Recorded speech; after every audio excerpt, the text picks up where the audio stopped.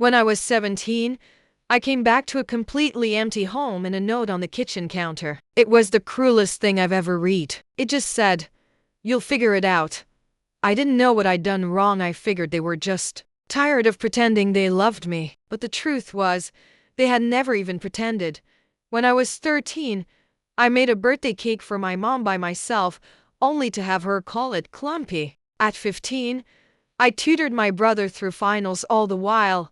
He called me a know-it-all and slammed his door in my face. At 16, I gave my entire paycheck to my dad so he could cover bills, but I got yelled at later when I brought it up. He said I was useless. I was always useful, but never loved. My parents and my brother, my only family, packed up and moved 2 states away without telling me. I found out from the landlord a week later. I had 1 week to move out because they'd canceled the lease early. I slept at a friend's house for 3 nights before I ran out of places to go. Eventually, I was sleeping in the back of a storage unit I rented with the last of my savings. I snuck in and showered at the YMCA, and I ate peanut butter with a spoon for my breakfast, lunch, and dinner. I applied for jobs on free library computers and pretended everything was okay. Eventually, I got hired as a night shift diner server. The manager was gruff but fair, paid me cash under the table until I could get an ID, and let me nap in the break room once when I nearly collapsed from exhaustion. I clawed my way through it. I bought a prepaid phone, saved every single receipt, watched free YouTube tutorials on finance and goal setting. The first year, I barely survived, but I made it through.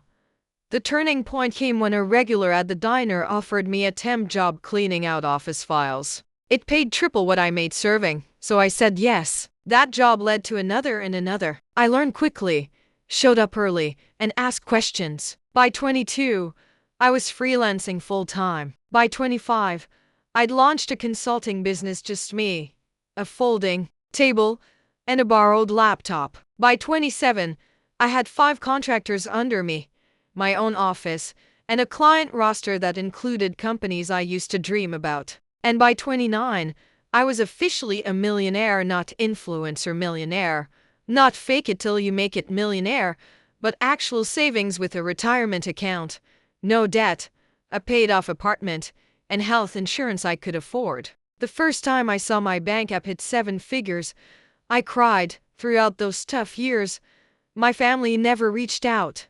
Not even once. I saw my brother pop up in a suggested friends list once. He's married now, still living in the state they disappeared to. I stared at the screen for a long time, wondering if he ever told his wife about me, if he said I ran away, or if he says nothing at all. Sometimes I still wonder if it would have been easier to hate them, but truthfully, it was never hate. It was heartbreak.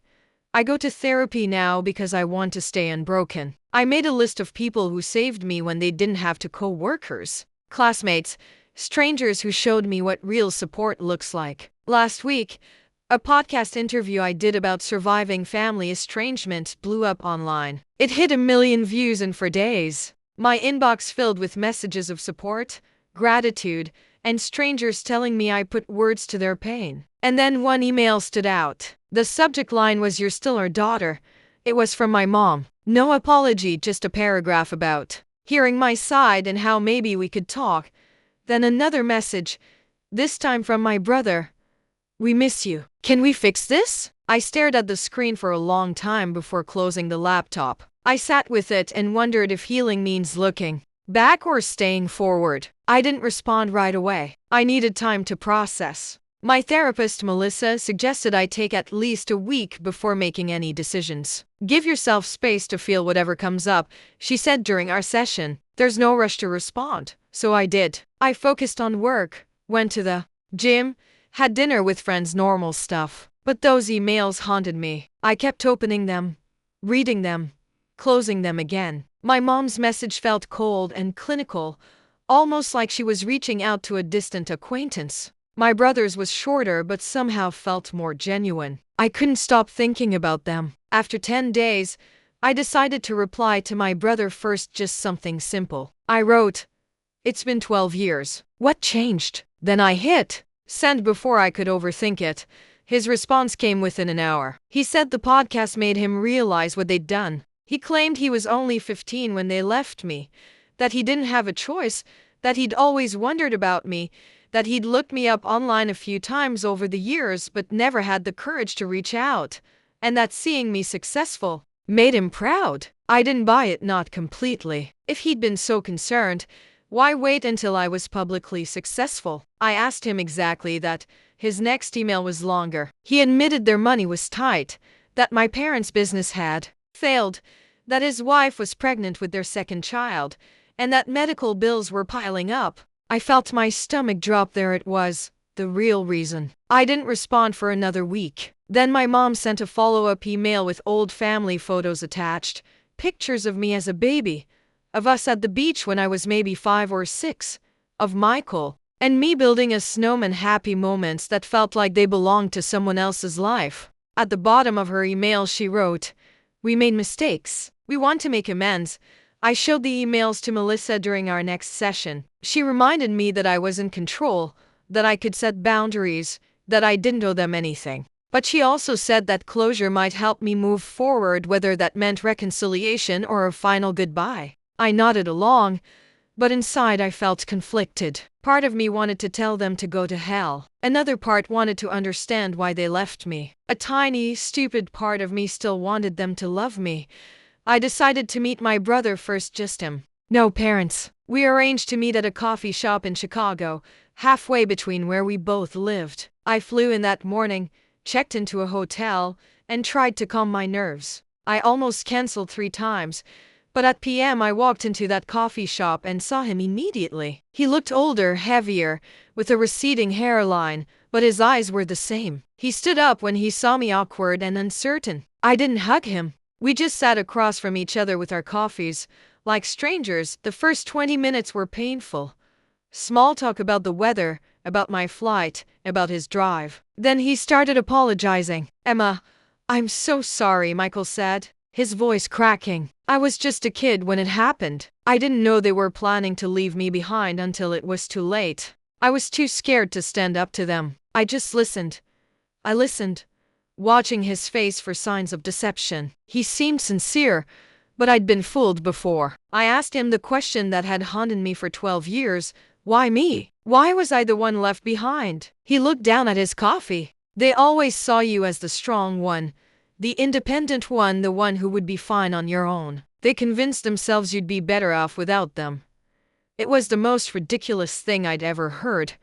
I told him about the storage unit, about eating peanut butter for weeks, about showering at the YMCA and working night shifts at 17. His face crumbled. "I didn't know," he whispered. "They told me you had a plan, that you wanted to stay behind, that you were going to live with a friend's family, that you'd chosen to separate from us. All lies," I said. By the end of our meeting, I wasn't sure what to think. He seemed genuinely remorseful. He showed me pictures of his wife and daughter, told me about his job as an accountant, asked about my business, and didn't directly ask for money, which surprised me. When we parted, he hugged me. I let him, but I didn't hug back. I just stood there, arms at my sides, feeling nothing. Back at my hotel, I called Melissa and told her everything. She pointed out that while my brother seemed sorry, he was still framing himself as a victim rather than acknowledging his role in my abandonment. She was right, he'd been 15, not 5. Old enough to pick up a phone, old enough to send an email, old enough to check on me at some point in 12 years. That night my mom called. I hadn't given her my number, so Michael must have. I almost didn't answer, but curiosity won out. Her voice sounded older and raspier. She cried when I said hello, talked about how proud she was of me, how she'd always known I'd succeed, how special I was. I let her talk herself out, then asked why me? Why was I the one left behind? Her answer was different. "We were in debt, Emma. We couldn't afford 3 mouths to feed. We knew you were smart enough to make it on your own. We thought you'd go to social services and get placed with a better family. We thought we were doing you a favor."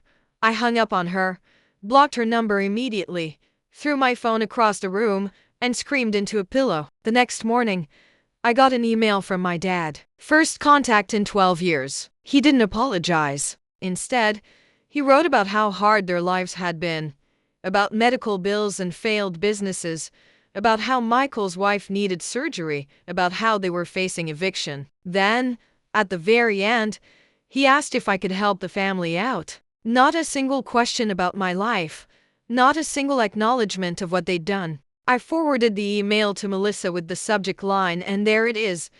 She called me immediately despite it being Sunday. We talked for an hour about boundaries, about forgiveness versus reconciliation, about the difference between helping someone and enabling them, about what I actually wanted versus what I thought I should want. By Monday morning, I'd made my decision. I emailed my brother and told him I was glad we'd met, that I understood he was in a difficult position when we were younger, and that I was willing to have a relationship with him and his family, but with clear boundaries: no money, no loans, no financial support of any kind, and no relationship with our parents until they took full responsibility for their actions. His response was immediate and telling: "I'm really disappointed, Emma. Our parents really need help. Families should support each other. You're being selfish with your success." All the guilt buttons they'd installed in me as a child pushed at once. I didn't respond. Instead, I booked an appointment with Melissa and a vacation to Bali. I needed space to process everything. 3 days later, Michael called and left a voicemail. He sounded panicked. "Emma, Mom had a heart attack. She's in surgery. This is your fault for stressing her out." I hung up on him and called Melissa instead. She answered immediately. "You are not responsible for your mother's health," she said firmly. "This feels like another manipulation tactic. Get on your plane and take care of yourself." I did spend 2 weeks on the beach, hiking rice fields, meditating. I needed the distance. When I got back, I had 6 more emails from my dad, each more desperate than the last. I didn't read past the subject lines. I also had a text from Michael asking if we could talk again. I agreed to a phone call, nothing more. The call started okay. He apologized again for pushing, said he'd been thinking about what I'd told him, and that he'd started therapy too. I believed that part. He sounded different, less defensive. We talked about his kids, about my business, normal stuff. Then he mentioned that our parents were coming to visit him next weekend and asked if I'd consider meeting them for an hour in public. I felt my chest tighten. "I'm not ready for that, Michael," he pushed but backed off when I got quiet. After we hung up, I called Melissa. She helped me realize I was afraid of seeing them, not because I hated them, but because I still craved their approval, still wanted them to love me, still wanted to be enough. It was pathetic, but it was true. I decided to meet my brother first, just him, with Marcus, my lawyer, present. We arranged it at a restaurant near Marcus's office for the next day. They showed up on time, both looking exhausted and stressed. Jenny, my sister-in-law, had a bruise on her arm she kept trying to hide. Michael couldn't make eye contact. Marcus introduced himself and we sat down, ordered coffee, and they started talking. The story that came out was worse than I'd imagined. My parents had been living off Michael for years, moving in and out of his house, taking money for emergencies, and criticizing his parenting. When Jenny confronted them about me, my dad grabbed her arm hard enough to leave marks. Michael had kicked them out. They were now staying in a motel they couldn't afford, calling constantly, showing up at his work. I listened without interrupting. Watched my brother break down as he described how our parents had convinced him I'd abandoned them, how he'd been trapped in their web of manipulation and lies for 12 years, how he was terrified they would hurt Jenny or the kids. Marcus asked careful questions about financial entanglements, house titles, and bank accounts. Michael answered everything, said they'd co-sign his mortgage, were still on his bank account, had spare keys, knew all his passwords. Marcus took notes, occasionally glancing at me. By the end of the meeting, I felt drained but clear. This wasn't just about me anymore. Michael and Jenny were victims too, in their own way. Different from me, but still trapped. Marcus suggested they see a lawyer of their own, gave them a colleague's card, and told them to change their locks, passwords, and bank accounts immediately. They nodded, overwhelmed but grateful. As we were leaving, Michael hugged me. This time, I hugged him back. It wasn't forgiveness, not yet, but it was something. A recognition that we'd both been damaged by the same people, and maybe we could help each other heal. That night, I got a series of increasingly unhinged texts from my parents' numbers, accusations, threats, guilt trips, and I blocked them all. Then I called Jenny. Are you safe? She said yes. They'd changed the locks and were looking into a restraining order. I felt relieved but worried. The next morning, I woke up to someone pounding on my door. I froze, heart racing, looked through the peephole. My parents standing in the hallway, as if they had any right to be there. Emma, please. My mom's voice came through the door. We just want to talk. We love you. We're sorry. I didn't open the door. I sat on the floor, shaking until they left. I called building security immediately, told them not to let those people up again. The guard sounded concerned and offered to call the police, but I said, no, just don't. Let them up. On Wednesday, my doorman called again, a young woman downstairs with a child claiming to be my sister-in-law. I told him to send her up. I decided to face it head on. The woman was Jenny. She looked exhausted, with dark circles under her eyes, holding a sleeping toddler on her shoulder. I came alone because I wanted to talk without family drama, she said. I let her in reluctantly and offered her water. She accepted gratefully, set her daughter on the couch, and began talking. I only learned about you 3 years ago, she admitted. Michael told me you ran away at 17, cut contact with the family. I always thought it was strange but never pushed. She said she confronted him after hearing my podcast, and he finally admitted the truth. I just listened, didn't know you lived in a storage unit, showered at the YMCA, worked night shifts, scraped by. Then she said something that surprised me. Your parents have been telling everyone you abandoned the family, that you were mentally unstable, that you stole money from them before disappearing. She showed me Facebook posts from years back. My mom asking for prayers to find her troubled daughter. My dad claiming I'd taken their savings before running away. Posts about private investigators and homeless shelters, all carefully crafted to make them look like the victims. I felt like I'd been punched. Jenny apologized for her part in it, said she'd confronted my parents too. They'd admitted everything to her when she threatened to tell the whole family. They were desperate because their lies were unraveling. My podcast had people asking questions they couldn't answer.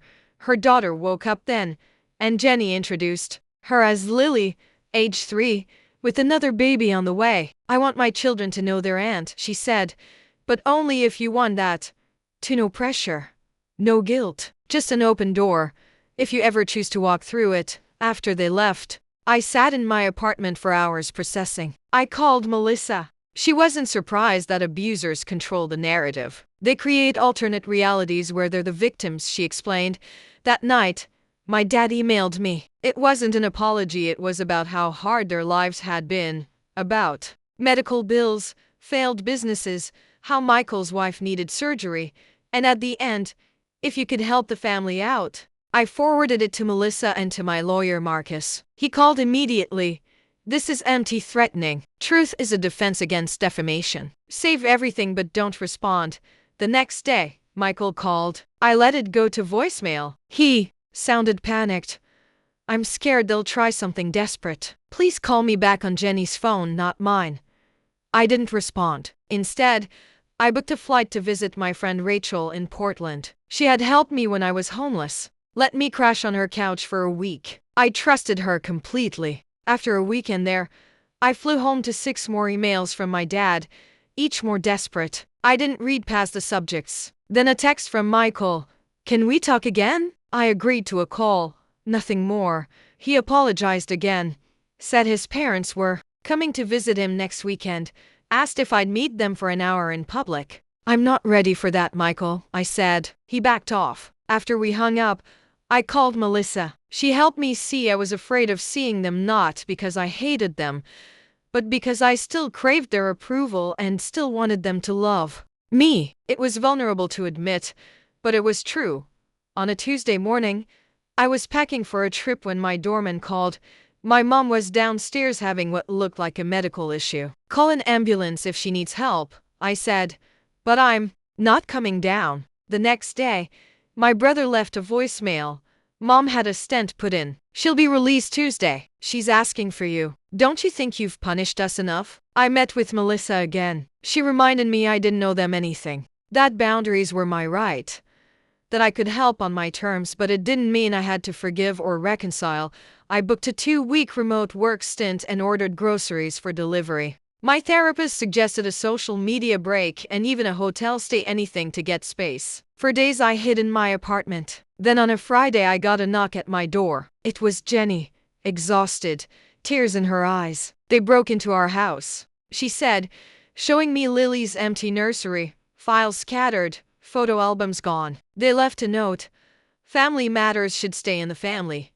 We called the police, cleaned up together, found more missing items, and realized we needed a more formal solution: restraining orders. Marcus filed for emergency orders that night. That weekend, we stayed together in my apartment working, cooking, playing with Lily, checking doors, installing cameras. The noise of her laughter, Jenny's lullabies, and Michael's typing felt like new traditions, new memories. We weren't perfect, but we were safe, at least for now. 6 months later, my parents had made no further contact. Michael got a new job here. Jenny enrolled Lily in preschool. They bought a house 20 minutes away. We started Sunday dinners at my place, noisy, chaotic, filled with laughter. One day I realized I'd finally figured it out, not the way they meant, but what family should be. People you choose. People who choose you. As for my parents, I still have my restraining order in place. I keep their last email in my desk drawer, not to forgive, but because it represents my right to set boundaries, to define family on my own terms. Someday, I may choose to let them back in, but not today. Today, I'm building a life of love and support with the people who never abandoned me. Ask Chad Gapt.